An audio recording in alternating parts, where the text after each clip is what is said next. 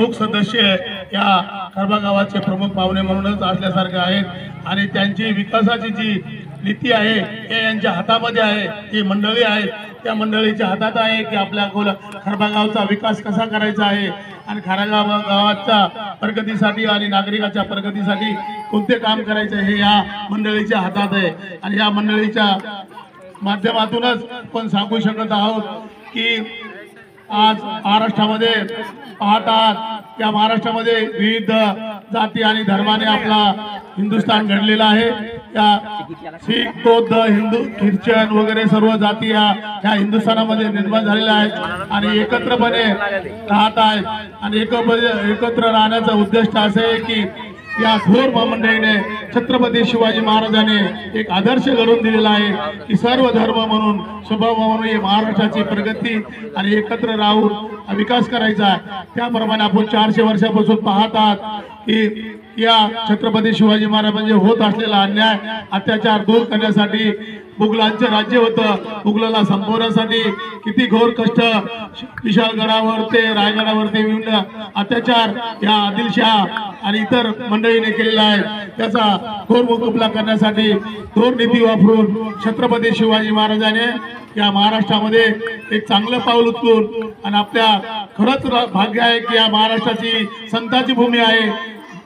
थोर महापुरुष या महाराष्ट्रामध्ये निर्माण झालेला आहे की खरोखरच आनंदाची गोष्ट आहे। आपण पाहत आहात की आज विविध घडामोडी देशामध्ये रक्तपात घडला जातो, अत्याचार घडला जातो, मुला मुलीवर अत्याचार होतोय, अशा घटना होता कामा नये कारण की थोर संतांची भूमी आहे। आपण एकत्र राहून या गावचा विकास कसा होईल आणि गावचे ध्येय धोरण आखून ज्या शासनाच्या या योजना आहेत एकत्र ग्रामसभेची मीटिंग घेऊन या ग्रामपंचायतीमध्ये बसून आपले प्रश्न मार्गी लावण्यासाठी शासनाच्या ज्या योजना आहेत त्याचा प्रश्न सोडवण्यासाठी आपण प्रयत्न करत आहोत। एखाद्या व्यक्तीला आपला शेत भरपूर आहे आणि त्याला खत उपलब्ध होत नसेल तर प्रथम त्याचं कर्तव्य आहे सरपंचाचं की त्या माणसाला मोठ्या प्रमाणात खत उपलब्ध करून आणि शेतामध्ये त्याला चांगलं भरपूर उत्पन्न निर्माण कसं होईल व आपलं अन्नधान्य चांगल्या पद्धतीने होऊन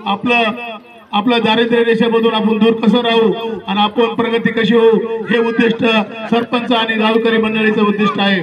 आपल्या रस्त्याचा विकास रस्त्याचा विकास कशा पद्धतीने होईल अशी नीती आखून ग्रामपंचायत व सरपंच सदस्याने जिल्हा परिषद स्तरावरती तसेच विधानसभा स्तरावरती खासदार मंडळीकडे जाऊन आपल्या गावच्या विकासाची नीती अवलंबण्याची आवश्यकता आहे।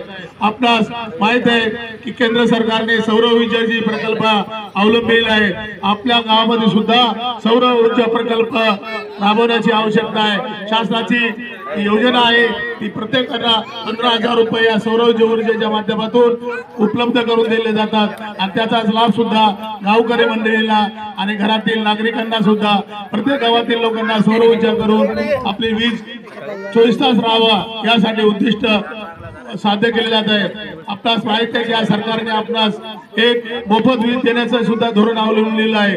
त्याचा सुद्धा लाभ गावकरी मंडळींनी घेण्याची आवश्यकता आहे। बंधूंनो, ज्या योजना आहेत वृद्ध नागरिकांसाठी 60 वर्षाच्या नागरिकांसाठी त्यांना प्रत्येकी 2 ते 3 महिना 3,000 रुपये दिले जाते। त्याचा सुद्धा लाभ गावकरी मंडळीने सर्व नागरिकांना देण्याचा प्रयत्न केला पाहिजे।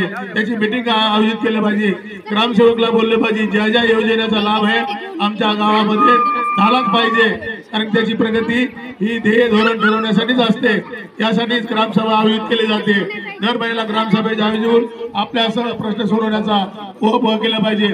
मी निर्वजीला म्हणलं हरिभाऊला सांगितलं होतं की आपण या दलित वस्ती काही झोपडपट्टीचा भाग असेल त्यासाठी सुंदर रस्ते बनवण्यासाठी आपण निधी शासनाचा उपलब्ध आहे। साहित्यरत्न अण्णाभाऊ साठे दलित वस्ती योजना आहे त्या योजनेसाठी काही गलीमध्ये व रस्ते छोटे बनवण्यासाठी निधीची केंद्र सरकारची योजना आहे। या योजनेचा सुद्धा तुम्ही लाभ घ्या। मात्र इथल्या ग्रामसेवकाने कोणत्याही प्रकारची विकासासाठी ध्येय धोरण न करता ती योजनेचा लाभ घेतला नाही। मी 25 लाख रुपये महाराष्ट्र सरकारकडून निधी आणला होता मात्र ते अजून सुद्धा फाईल आमच्या सरपंचाकडे उपलब्ध आहे कारण त्याची फाईल ही वरच्या लेवलला गेली नाही। काही भागामध्ये मी उपलब्ध करून निधी उपलब्ध करून दिला, त्यांना वर्कआउट दिले, चांगला रस्ता गल्ल्या व्यवस्थित बनवण्यासाठी आपण निधीचा प्रयत्न केलेला आहे. आता शासनाच्या ज्या योजना आहेत त्याचा घरोघर पोहोचेल कसा प्रयत्न करेल असे आमचे सरपंच प्रयत्न करतील. एवढं बोलून माझे 2 शब्द पुरे करतो. निर्वल सर तसेच आणि नरवीर सर हे शाळेतील विद्यार्थ्यांना चांगलं मार्गदर्शन करून विद्यार्थ्यांची कशी प्रगती करेल याचा ते आतोच प्रयत्न करत आपल्याला खरोखरच आपले सर रणवीर सर लाभलेले आहेत. गावाची प्रगती करण्यासाठी चांगले विचार करण्यासाठी आपल्याला लाभलेले आहेत. त्यांचा पुरेपूर लाभ आप सब नागरिकांनी घ्यावा. एवढं बोलून माझे 2 शब्द पुरे करतो. जय हिंद, जय महाराष्ट्र.